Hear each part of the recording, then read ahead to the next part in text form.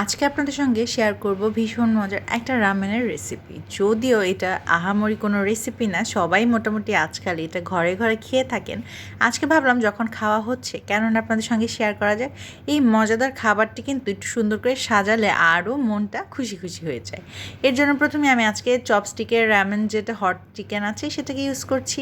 প্রথমে আপনাদেরকে উপকরণগুলো দেখিয়ে দিচ্ছি। কিছুটা সিজলিং আছে, কিছু সস আছে, এখানে সেদ্ধ করা ডিম আছে, কিছু পেঁয়াজ কুচি, মরিচ কুচি, রসুন কুচি আছে, গাজর কুচিও কিন্তু আছে। আর এখানে আমি কিছু চিকেন বল বা মিট বলকেও ভেজে নিয়েছিলাম। আর এখানে একটুখানি সসেসও আছে যেগুলোকে আমি আগেই তেলে ভেজে নিয়েছিলাম।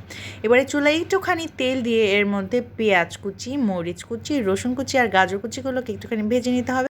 আর অপর দিকে আরেকটা পাত্রের মধ্যে দিয়ে দিলাম র্যামেনটাকে সেদ্ধ হওয়ার জন্য একটুখানি পানি দিয়ে। আর এর মধ্যে র্যামেনের সাথে যে একটা প্যাকেটের মশলা ছিল সেটাও আমি এখানে দিয়ে দিয়েছি। এবারে ভালোভাবে এটা সেদ্ধ হয়ে যাওয়ার পর কিন্তু এই যে পেঁয়াজের মিশ্রণটা ছিল সেটার মধ্যে আমি নুডলসটাকে ঢেলে দিয়েছি, পানি সহ অবস্থাতেই কিন্তু দিয়ে দিবে। আর এবারে সব কিছুকে ভালোভাবে মিশিয়ে নিয়ে আমি কিন্তু 2টা কাঁচামরিচও আবার দিয়ে দিয়েছিলাম। র্যামেনের সাথে আরেকটা সস থাকে যে সসটা অবশ্যই ঝাল হয়, আবার অনেক সময় অনেকগুলোতে ঝাল থাকেও না।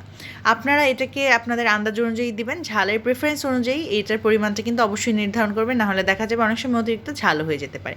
এই তো রেডি।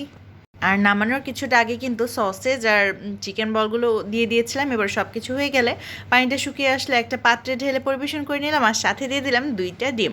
আজকের রেসিপিটি কেমন লাগলো কমেন্ট করে জানিয়ে যেতে কিন্তু একদমই ভুলবেন না। ভালো থাকবেন সবাই, ধন্যবাদ।